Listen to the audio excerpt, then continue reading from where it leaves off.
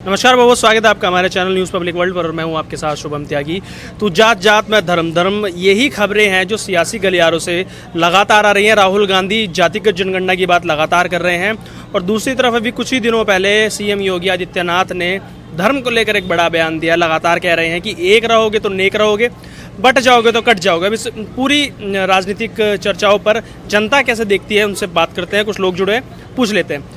राहुल गांधी लगातार जातिगत जनगणना की बात कर रहे हैं। कभी बजट के हलवे में जाति देखते हैं तो अब मिस इंडिया में भी जाति ढूंढ ली है और योगी आदित्यनाथ पलटवार करते हुए कहते हैं एक रहोगे तो नेक रहोगे, बट जाओगे तो कट जाओगे। कैसे देख रहे हैं इन दोनों चीज़ों को? देखिए, जब भी बात जातीय जनगणना की होती है तो भारतीय जनता पार्टी और उनके समर्थकों का बहुत घिसा पिटा ये राग होता है कि भाई हिंदुओं को बांटने का प्रयास किया जा रहा है। वो कभी ये नहीं बताएंगे, जो तथ्य हैं वो उस पर बात नहीं करेंगे। आप देखो, बिहार में जातीय जनगणना हुई तो क्या संख्याएं निकल कर आई, क्या उसमें क्वालिटेटिव जो एस्पेक्ट है वो निकल कर आए। आप ये देखो, 88 जो है सचिवों की जो नियुक्ति हुई है उसमें से केवल 3 ओबीसी है, 84% जो है पिछड़े समाज के लोग हैं बिहार के अंदर। तो बहुत सारी जो हमारी खुद की धारणाएं थी उस जातीय गणना के बाद जो है स्पष्ट हुई है। तो ये बहुत ज़्यादा जरूरी है। आप देखो आज जो कि पूरे देश के अंदर जो है कहीं पटेल आरक्षण की मांग कर रहे हैं, कहीं जाट भाई आरक्षण की मांग कर रहे हैं, कभी कोई। तो जब तक जो है हम आरक्षण तो है जाटों के पास, आरक्षण है, पर दिल्ली में ओबीसी में आते हैं जाट, पर हरियाणा में नहीं आते हैं। तो ये जो मतभेद चल रहे हैं, जो समुदायों के बीच में जातीय विषमताएं चल रही हैं, उसके विरोध में हमें क्या है, एक समाज का एक्सरे करने की जरूरत है। जब तक हम रोग को पहचानेंगे नहीं, रोग का एक्सरे और एमआरआई नहीं करेंगे, तब तक हमारे सामने जो है छवि स्पष्ट नहीं होगी, और स्पष्ट नहीं होगी तो हम उस पर उसका इलाज कैसे करेंगे। तो ये बहुत जरूरी और अनिवार्य कदम है। मोदी जी इससे भाग रहे हैं, मोदी जी इसके खुलकर ये करना नहीं चाहते हैं, क्योंकि वो मनुवादी विचारधारा के व्यक्ति हैं। वो संविधान को नहीं मानते। संविधान के तहत हम जातीय जनगणना करवाएंगे और सबको न्याय देंगे। अच्छा, मोदी जी भाग रहे हैं जातिगत जनगणना से, क्या क्यों डरे हुए हैं? एक बात बताइए, पहले तो इन्होंने बोला जाति जनगणना से भाग रहे हैं, और दूसरा वो है मनुस्मृति से चलते हैं और वो संविधान को नहीं मानते हैं। मोदी जी संविधान को नहीं मानते हैं, लेकिन संविधान का कहते हैं बखियां नहीं उखाड़ते हैं। वो संविधान के आगे नतमस्तक होते हैं। लेकिन जो लोग इनकी भावना के अंदर संविधान को मानते हैं, वो 1947 के अंदर बंटवारा भी करते हैं। फिर बाबा साहब भीमराव अंबेडकर का इस्तीफा भी लिया जाता है कानून मंत्री के तौर पे। फिर जब उनका देहांत होता है उसके बाद संशोधन शुरू हो जाते हैं। वक्फ बोर्ड बाबा साहब भीमराव अंबेडकर तो देखे नहीं गए थे। मुस्लिम पर्सनल लॉ बाबा साहब भीमराव अंबेडकर नहीं देखे गए थे। जो पहले संसाधनों पे पहला हक मुसलमानों का होगा, अल्पसंख्यकों का, ऐसा बाबा साहब नहीं कह के गए थे। ठीक है, इतनी धजिया उड़ाने वाले संविधान को आज पूजनीय मानते हैं और ये कहते हैं कि संविधान का जो पालन कर रहे हैं वो कांग्रेस कर रही है। इमरजेंसी लगा करके सभी विपक्ष के नेताओं को जेल में डालने वाले कौन थे? संविधान के पूजनीय तो हो नहीं सकते थे, आप बताइए। और मोदी सरकार ने 370 धारा हटाई, जिसके बाद कश्मीर के अंदर टूरिज्म बढ़ा। वहां पर हमारा तिरंगा लहराया जा रहा है गर्व से। जहां पैदल नहीं चलता था वहां ट्रेन चला दी, और ये कहते हैं संविधान को मोदी जी नहीं मानते। सर, संविधान को मोदी जी मानते हैं, लेकिन जो नहीं मानते ना, वो ह्यूमर फैला रहे हैं कि संविधान खतरे में है, SC ST OBC दलित खतरे में। अब इन भाई की बात पे आता हूँ। ये कहते हैं जातीय जनगणना करानी चाहिए। भाजपा जो है हमेशा भागती है। कर्नाटका में जातीय जनगणना हो चुकी है, उसकी रिपोर्ट क्यों नहीं कर सकते? सर्वे की रिपोर्ट क्यों नहीं आती? और बिहार के अंदर लालू प्रसाद यादव और नीतीश की जब सरकार थी गठबंधन की, तब जातीय जनगणना हुई थी।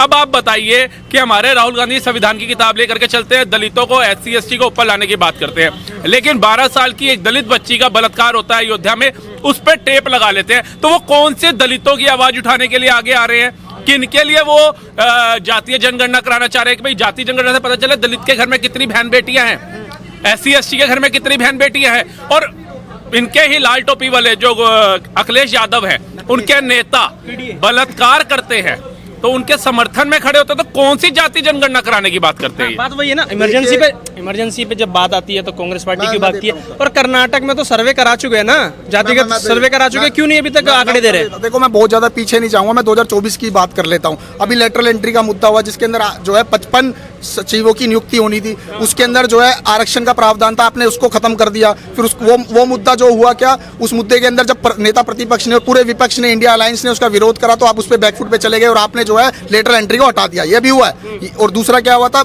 ये इन्होंने किसकी बात करी थी? अभी वक्फ बोर्ड की बात करी थी। वक्फ बोर्ड पर आप कानून लेकर आना चाहते थे, पर वक्फ बोर्ड पे भी आप पीछे हट गए। आपने उसे ज्वाइंट पार्लियामेंट्री कमेटी को भेज दिया ना।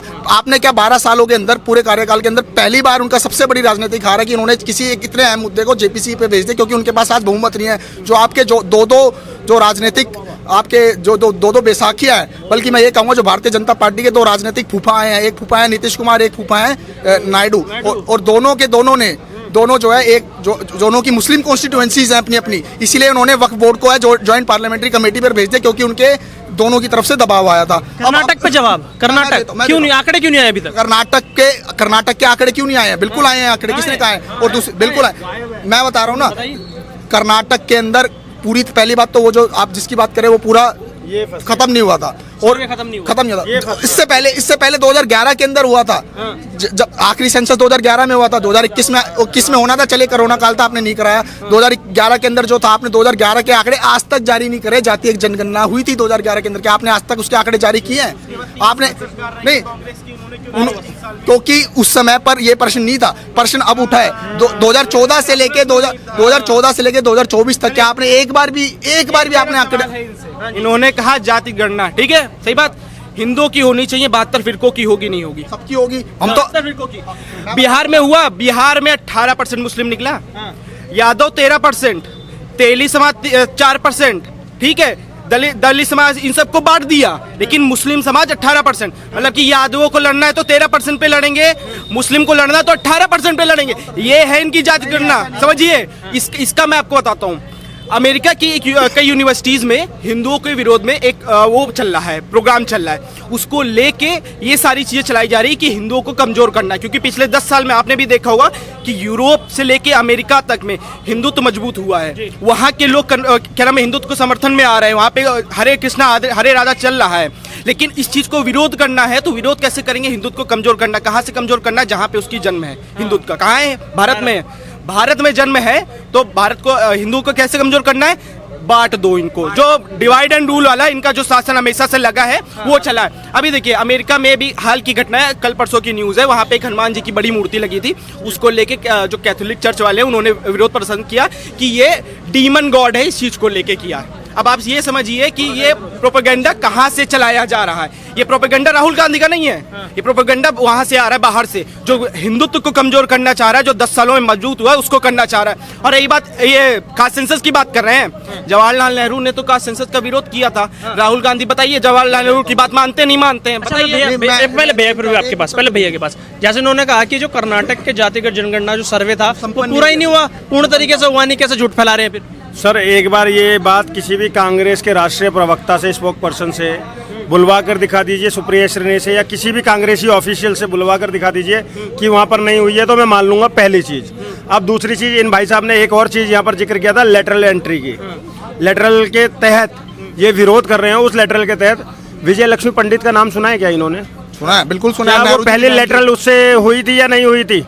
अगर ये ना बता पाए, उसके बाद में राहुल गांधी के लेटरल एंट्री की तहत ही आए या नहीं आए? एक परिवार का वंशवाद के उससे चलते आए या नहीं आए? कौन से राहुल गांधी इससे पहले राजनेता थे? सोनिया गांधी कौन सी राजनेता थी? मुझे बता दीजिए। जिसके पूरे परिवार में एक पायलट थे, जिनका राजनीति से दूर दूर तक लेना देना नहीं था, माता की मृत्यु के बाद में वो देश के प्रधानमंत्री बन जाते, क्या ये लेटरल एंट्री नहीं थी? आप समझिए, बस कान को घुमा के ऐसे पकड़ना है या ऐसे पकड़ना है, पकड़ा कान ही गया था। अब दूसरी बात पे आ जाता हूँ, इनके ये जो जातिगत जनगणना पे कह रहे हैं, मैं बहुत सभ्य तरीके से इनसे एक बात पूछता हूँ। उम्मीद है कि जैसे राहुल गांधी को बुरा लग गया था, इनको बुरा नहीं लगेगा। भाई साहब, आपकी जाति क्या है? नहीं, आप पहले आप जवाब दीजिए ना, आपकी जाति क्या? जातिगत जनगणना होनी है ना? मैं बता देता हूँ पहले, शायद ये ऑफेंडिव हो जाए। मैं द्विवेदी हूँ, मेरा उपनाम है द्विवेदी, इंद्रेश द्विवेदी उपनाम है, भारद्वाज गोत्र का त्रिपर्वर ब्राह्मण हूँ, ठीक है? अब मैं इनसे पूछता हूँ, आप क्या हो? मैं अग्रवाल हूँ, और गोत्र हमारा, हम बिस्से अग्रवाल है और गोत्र हमारा। अभी तो आप कह रहे थे कि आपको पता ही नहीं बिस्से। मैंने चेक करा है, उसके अंदर दो तीन अग्रवाल क्या होते हैं? 2-3 वो होते हैं, 2-3 नाम होते हैं अग्रवाल के अंदर, जिसको आप समुदाय होते हैं, 2-3 समुदाय होते हैं जो बिस्से और किससे ऐसे करके, हाँ ऐसे करके 2 या 3 समुदाय होते हैं। पर अग्रवाल समुदाय, अब मेरे पे व्यक्तिगत करने की जरूरत नहीं है, मैं उत्तर देता हूँ। जातिगत जनगणना के फेवर में हो ना आप, तो अपनी जात तो बता दो पहले। मैं बता देता हूँ, अग्रवाल समाज से मैं हूँ, गर्ग मेरा गोत्र है, हरियाणा का मेरा जन्म है, और मैं अपनी पूरी पहचान को अपने साथ लेके चलता हूँ और पूरे गर्व से कहता हूँ कि मैं अग्रवाल हिंदू हूँ और अपने आप को गौरवान्वित महसूस करता हूँ। इसमें क्या आपको समस्या? आप ठीक है, बहुत सारी ऐसी चीजें होंगी भाई, मैं बता सकता हूँ कि बहुत सारी ऐसी चीजें होती है, बहुत, क्योंकि ये कितना फैलाना चाहे उतना फैल सकता है। बहुत सारी चीजें हमें जो है उतनी जानकारी हमें लेने की आवश्यकता होगी, मैं मना नहीं कर रहा। अब सुनिए, पहले इन्होंने बोला बिस्से और किससे, इनको ठीक से वो नहीं पता था। ठीक है, ये तो सबको पता होता है कहाँ पर जन्म हुआ है और कहाँ जन्म स्थान क्या है, ये सबको पता होता है। ठीक है, गोत्र भी सबको पता होता है, वर्ण वगैरह पूछूंगा भी नहीं बता पाओगे, फिर वही वाली जॉली LLB 2 याद आ जाएगी, रहने दो।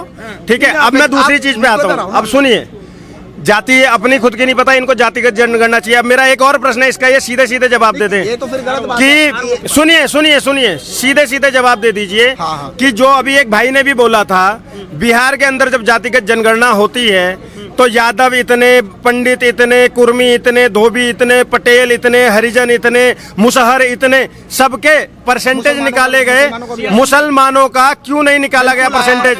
आप मुझे मुसलमानों के 5 फिरके बता दो तो मैं मान जाऊंगा। मैं बता देता हूँ मुसलमान 5 फिरके, मैं बता देता हूँ 5 फिरके मैं बता रहा हूँ ना, बताइए 5 बताने दो। फिरके। पहली बात तो जो ये जातीय गणना हुई है, भारत के अंदर एक सच्चाई है कि आप अपना धर्म बदल सकते हैं पर जाति फिर भी रहती है, और जातिवाद जो है मुसलमानों में भी है, किसने का नहीं है। आप चाहे आंकड़े क्या है बिहार में? आंकड़े क्या है? एक मिनट, सिया सुन्नी पसमानदा क्या आंकड़े? नहीं मैं आंकड़े दे देता हूँ। वहाँ पे जो है, जो मलिक है, सैयद है, ठीक है, हुसैनी है, और क्या बोलते हैं पसमानदा। मलिक मुसलमान कब से होने लगे? धर्म बदल के आए हो? अरे सर है तो मुसलमान, मलिक कब से मुसलमान? मेरा दोस्त है मुसलमान सर। धर्म बदला है उसने तो है तो जाति से तो मलिक मुसलमान है ना। वो मलिक जो है, नहीं मलिक जो है जाट होते हैं हिंदुओं में, और मुसलमान भी होते हैं, मुस्लिम जाट भी होते हैं। तो वही मैं कह रहा हूँ कि जाति वहाँ पर पता चली है मुसलमानों की। और एक मिनट, पसमानदा मुसलमान जो है ना, पसमानदा मुसलमान, वो भी जो है जातीय विषमताओं का शिकार है। क्या आंकड़ा है बताओ ना? आंकड़ा है ना, कितने आए? जो है पूरा का पूरा डाटा है उसके अंदर मुसलमानों का, जो पसमानदा।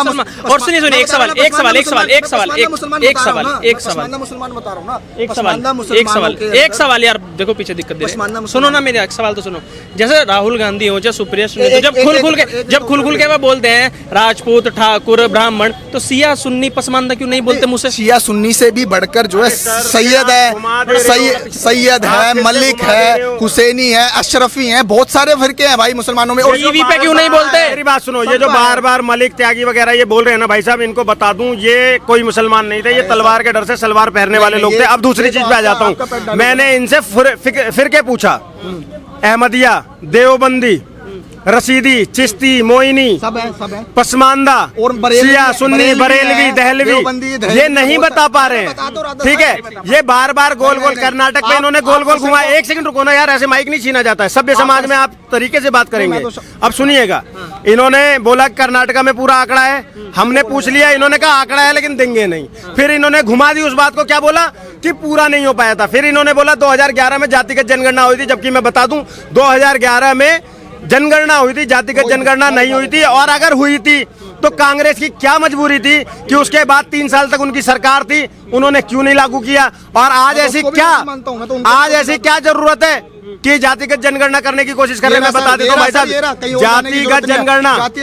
जातिगत जनगणना सिर्फ एक चीज है, मैं बता देता हूँ आपको, हिंदुओं को बिल्कुल जातियों में विभाजित कर हिंदुस्तान के, जैसे आफताब ने श्रद्धा के 35 टुकड़े करे थे, इसी प्रकार से हिंदुस्तान के टुकड़े टुकड़े करने की ये साजिश है, जातियों में बांटकर। क्योंकि मैं बता देता हूँ, जब जातियों का वो आ जाएगा उसके बाद पता चलेगा कि फला जाति इतनी है, फला जाति इतनी है। उसके बाद ये लोग जैसे आज तक कार्ड खेलते आए ना हिंदुओं को बांटने का, ऐसे बोलेंगे अरे तुम्हारी जाति इतनी है, फिर उसमें आग लगाना शुरू करेंगे और फिर वो अलग अलग देशों की मांग करेंगे, जैसे हमारे देश में खालिस्तान की मांग होती है।